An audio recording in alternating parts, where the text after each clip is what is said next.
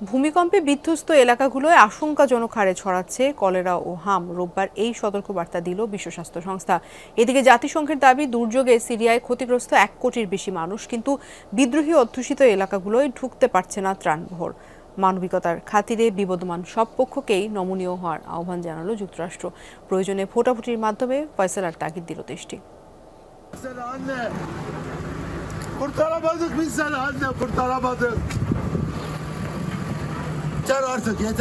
যথেষ্ট হয়েছে। গত মঙ্গলবার এই ধ্বংসস্তূপের নিচে মারা গেছেন আমার মা, অথচ এখনো লাশ বের করতে পারলাম না। কোনো স্বেচ্ছাসেবী উদ্ধারকারী দল চাই না।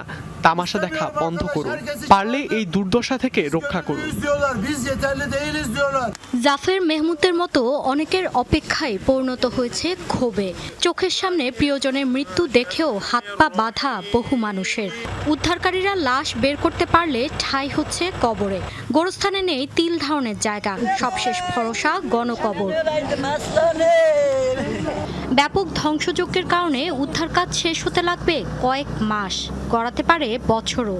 এ পরিস্থিতিতে দুর্গত এলাকাগুলোয় নতুনভাবে রোগ ছড়ানোর আশঙ্কা বিশ্ব স্বাস্থ্য সংস্থার। সংক্রামক রোগের ঝুঁকি বাড়ছে, কারণ ছোট জায়গায় গাদাগাদি করে থাকছেন অনেক মানুষ। নেই সুপেয় পানি এবং পয় নিষ্কাশনের ব্যবস্থা। এর মধ্যে হাম ও কলেরার প্রাদুর্ভাব দেখা দিয়েছে। ভূমিকম্পে সিরিয়ার 1 কোটিরও বেশি মানুষ ক্ষতিগ্রস্ত। শুধু আলেপ্পো লাতাকিয়ায় বাস্তুচ্যুত প্রায় 3.5 লাখ। ভূমিকম্প বিধ্বস্ত তুরস্কের পাশে দাঁড়িয়েছে বিশ্বের প্রায় সব দেশ সংগঠন, কিন্তু বিদ্রোহী অধ্যুষিত সিরিয়া অঞ্চলে পাচ্ছে না প্রবেশাধিকার। দেশটির সব পক্ষকে এই ইস্যুতে নমনীয় হওয়ার আহ্বান জানিয়েছে যুক্তরাষ্ট্র।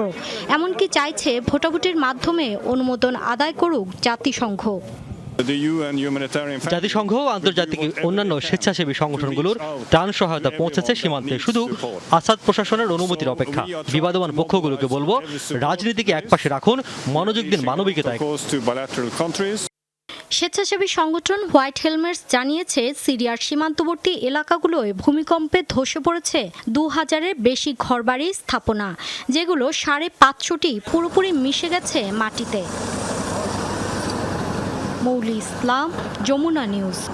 সিলন ফ্যামিলি ব্লেন্ডের কড়ালিকার আর সতেজ স্বাদের পারফেক্ট ব্লেন্ডে স্বপ্নেরা মিলুক টানা।